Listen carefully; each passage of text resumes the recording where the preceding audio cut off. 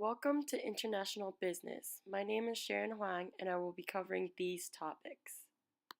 These topics include the turnkey project and the pros and cons of it, the communist philosophy and the issues that come with communism, the pull and push strategies and the three things to consider when thinking about which strategy to use, and licensing and the pros and cons that come with licensing. The turnkey project is a term typically used with reference to construction projects for which the developer undertakes the whole responsibility from design to completion so that the building is available to the buyer in a ready-to-use condition. An example of this is buying a new car. These are the pros and cons of the turnkey project. The pros are because contractor developers own buildings till the project completion, he or she will only get paid when the project is completed.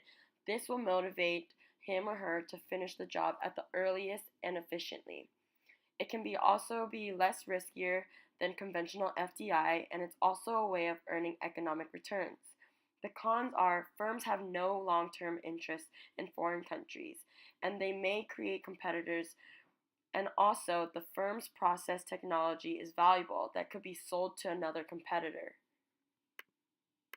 The communist philosophy is an ideology of economic equality through the elimination of private property, trying to establish a classless society.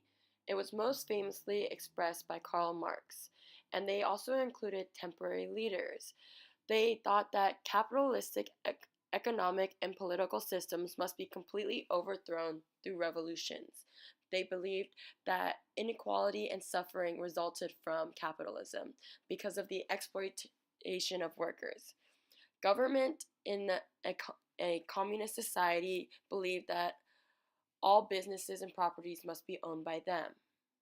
On the left, we have a photo of Karl Marx, and the issues that surround the communist philosophy are that central planning is difficult to achieve.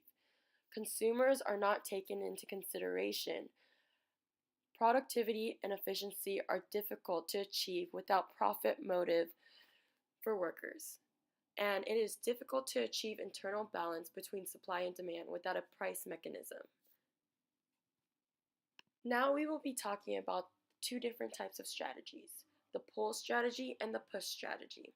The pull strategy emphasizes mass media advertising, while the push strategy emphasizes personnel selling. From the table below, we can see plenty of examples of push versus pull marketing. And from this, we can see that the pull marketing shares very low-scaled advertising, while the push marketing shows a larger scale of audience. Both types of marketing strategies are both communication strategies. When considering which product strategy to use, whether it's the push strategy or the pull, there are three things you would like to consider. That is the product type and the consumer type, the channel length, and the media availability. Now it's time to find under which conditions would which strategy be better. Under the pull strategy, it is better for consumer goods and products, long distribution channels, and sufficient availability of print electronic media to carry marketing messages.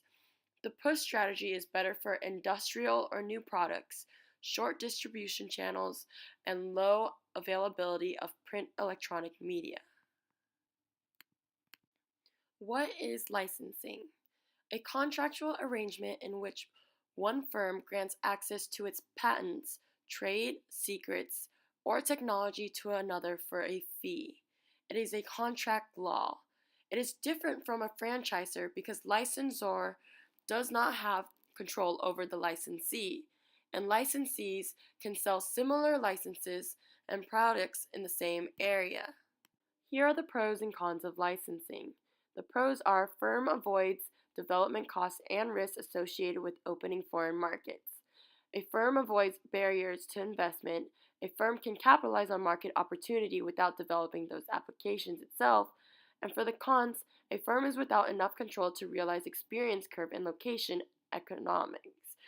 And a firm's ability to arrange strategic moves globally is limited. Intangible assets could be lost, and cross-licensing could reduce this risk.